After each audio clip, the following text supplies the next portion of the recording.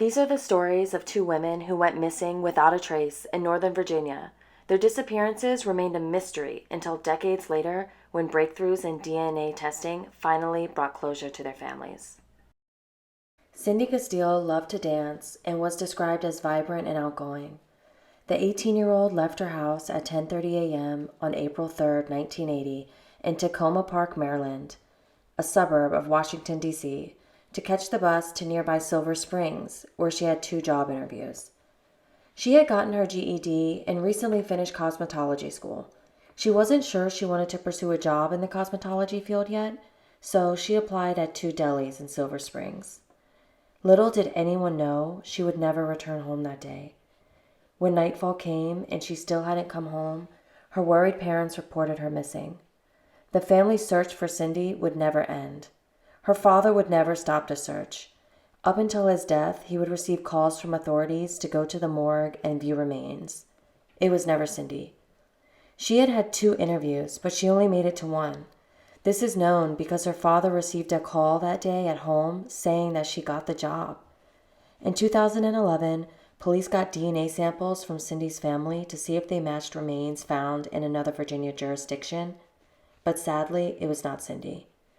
The following year, in 2012, they found a match to remains found in Prince William County, 45 miles away.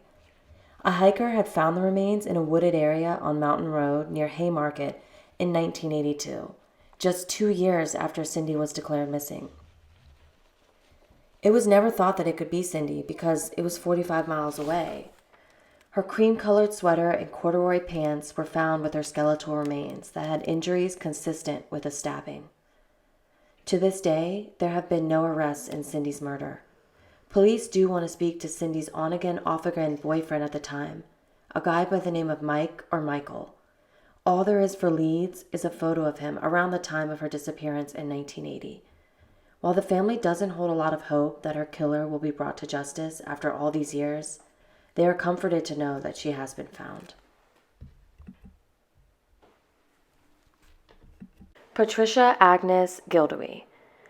She was known as Choubi, which was a childhood nickname that was given to her by her mother.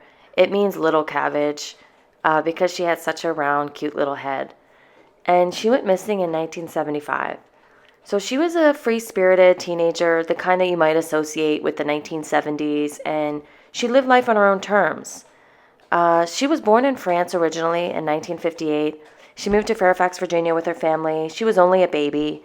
And Choubi was 17 when she was reported missing in the year 1975. She was last seen by her family on February 8th, 1975. Now, different than times now, she had an older boyfriend who she lived with, and he was in his 30s, which would never happen today, but at the time, her family still didn't approve of the relationship because the guy was in his 30s, and also he didn't treat her the way that she deserved to be treated. But despite living with her boyfriend, she would come to the family home every so often and spend the night, have dinner, spend time with the family, until abruptly she just stopped coming. And her family reported her missing. They posted flyers and papers all over town in the following years, but time went on, and eventually they just resorted to the hope that maybe she wanted to get away. Maybe she wanted to start a new life, and perhaps maybe one day she'll knock on their door. But in 2001, remains were found near a drainage ditch in what is now the neighborhood of Tyson's Corner, which is an affluent area of Northern Virginia with high-rises, lots of commercial property. The remains were found by construction workers on September 27, 2001, and the woman that they had found had been shot execution-style in the back of the head.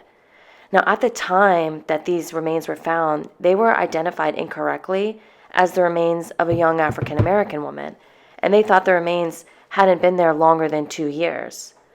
So they remained unidentified until 2022, when using advanced DNA testing, they found a match to a woman named Veronique Duperley, who was Choubi's sister. So 47 years later, they could finally put a name to the Jane Doe found in Tyson's Corner. Her sister said that at the time she got the phone call, she just felt this sense of relief to finally know, after all these years, where she is.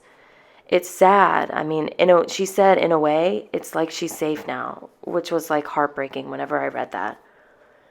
But at the time of her disappearance, Choubi was driving a white Cadillac with red interior, believed to belong to this older boyfriend of hers. And to this day, there have been no arrests in her murder, and police are still working to track down this guy that she was dating. For now, it remains unsolved. Thank you so much for watching. If you like this video, please like and subscribe, and I'll see you in the next one.